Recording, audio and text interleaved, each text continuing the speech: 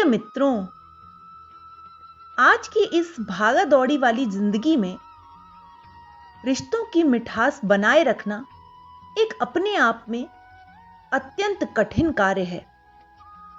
परंतु यदि रिश्तों की मिठास बनी रहे तो निस्संदेह हम अपने जीवन में खुशी और प्रेम को बनाए रख सकते हैं। रंग और स्वाद के बीच में दो परिवारों में रिश्ते नई बहू के आने से किस प्रकार फिर से हरे हो गए, आइए जानते हैं आज की हमारी कहानी रिश्तों की मिठास से। आनंदिता नई थी।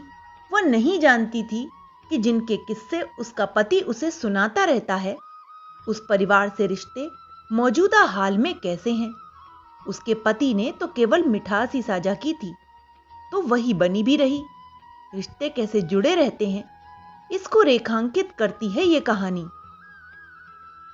आइए सुनते हैं रिश्तों की मिठास। शाम का समय था। सूरज अभी डूबा नहीं था। आनंदिता छत पर टहलने के लिए आई। शादी के बाद वह पहली बार अपने ससुराल आई थी। नकुल और आनंदिता दोनों एक ही ऑफिस में काम करते थे।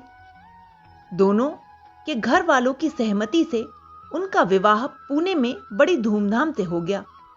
पुणे में पली बड़ी आनंदिता के लिए ससुराल में यह उसकी पहली होली थी। पिछले साल कंपनी के काम के सिलसिले में नकुल को छुट्टी नहीं मिल पाई, इसीलिए दोनों होली पर नहीं आ सके थे। छत पर घूमते घूमते वह पहली बार अपनी छत पर कुछ देखने लगी।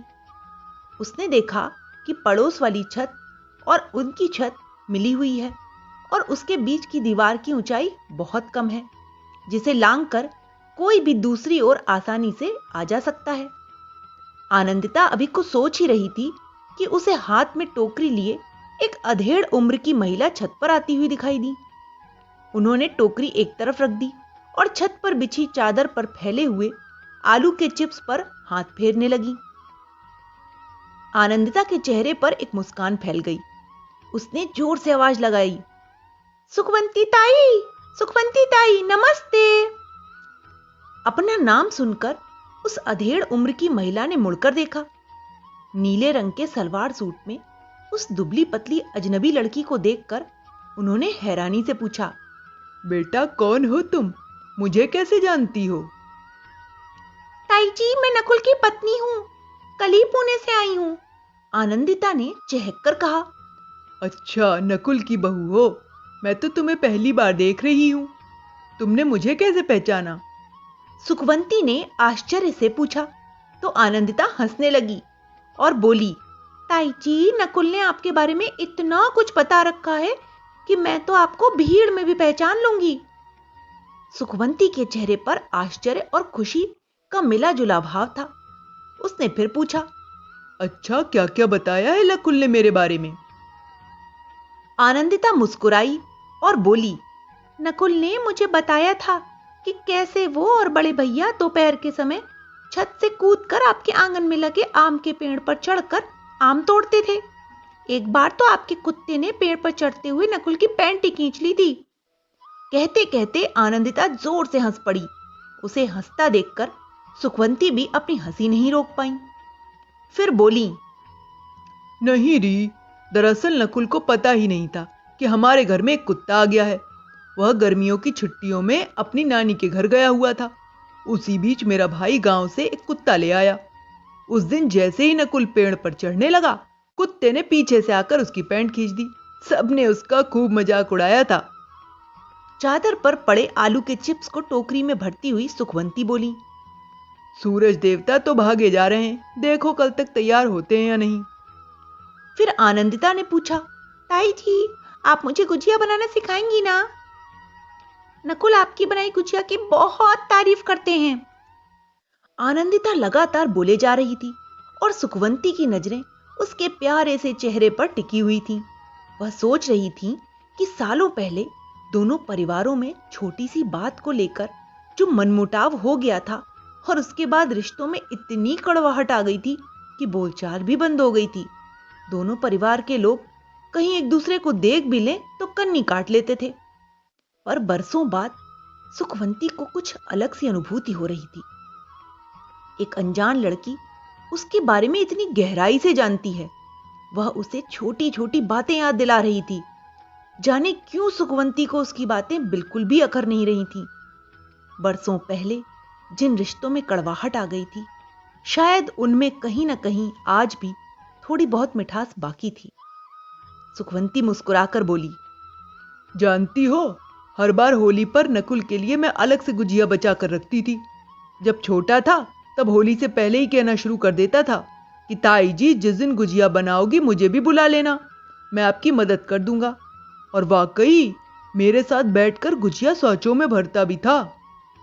अच्छा बेटा, देर हो रही है, मैं चलती हूँ। भैंस का दूध भी निकालना है। तुमसे बातें करना अच्छा लगा।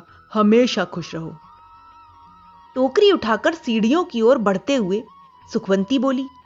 आनंदिता ने पीछे से पुकारा, ताई जी, इस बार आपकी भैंस का बेबी होगा तो मेरे लिए भी खीस भेजना। नकुल इतनी तारीफ करता है, मैंने तो कभी नहीं खाई अपनी जिंदगी में।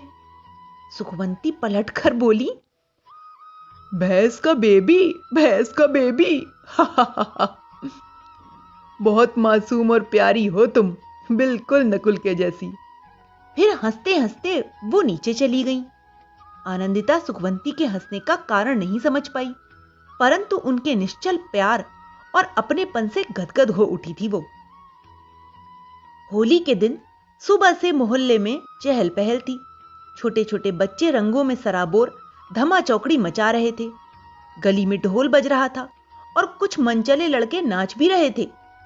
आनंदिता की इस घर में पहली होली थी, इसलिए घर में एक अलग सी रौनक थी। तभी दरवाजे की कुंडी खड़की।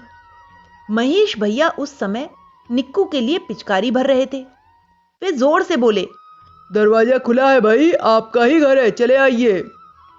दरवाजा खुला तो देखा सामने सुखवंती ताई खड़ी हैं और रमा भाभी भी हाथ में थाली लिए हुए खड़ी थी। महेश भैया सकपका गए और हैरानी से उन्हें देखते रह गए। सुखवंती ताई ने उसके गाल पर एक चपत लगाई और कहा, पता है मुझे, हमारा ही घर है। ए महेश, क्या रे, बड़ों को नमस्ते करना भी भूल गया क्या? तब तक महेश भैया मानो नींद से जाग चुके थे। तुरंत सुखवंती ताई जी और भाभी जी के पैर छुए और उन्हें आदर से अंदर लेकर आए। दोनों बरामदे में पड़ी चारपाई पर बैठ गईं। सुखवंती ताई को घर में देखकर आनंदिता की सासू मां तुरंत बाहर आईं और उनके पैरों पर रंग लगाकर पैर दबाने लगी। सुखवंती ताई ने तुरंत साड़ी के पल्लू से रंग का पैकेट निकाला और उनको लगाते हुए बोली, होली के रंग खूब खिले। उन्होंने भावुक होकर कहा, दीदी, आज सचमुच इतने सालों बाद पहली बार होली होली जैसी लग रही है।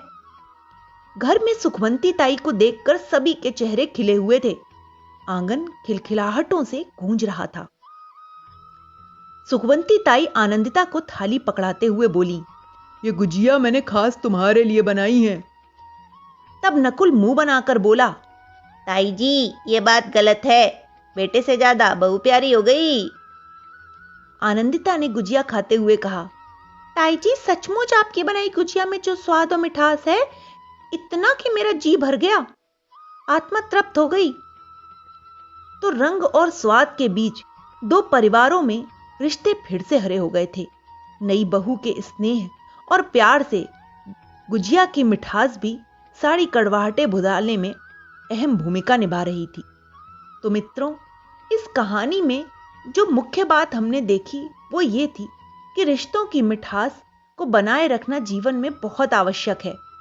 ये छोटे छोटे रिश्ते हमारे जीवन को सुंदर बनाने के लिए विशेष महत्वपूर्ण भूमिका निभाते हैं। Okay, bye.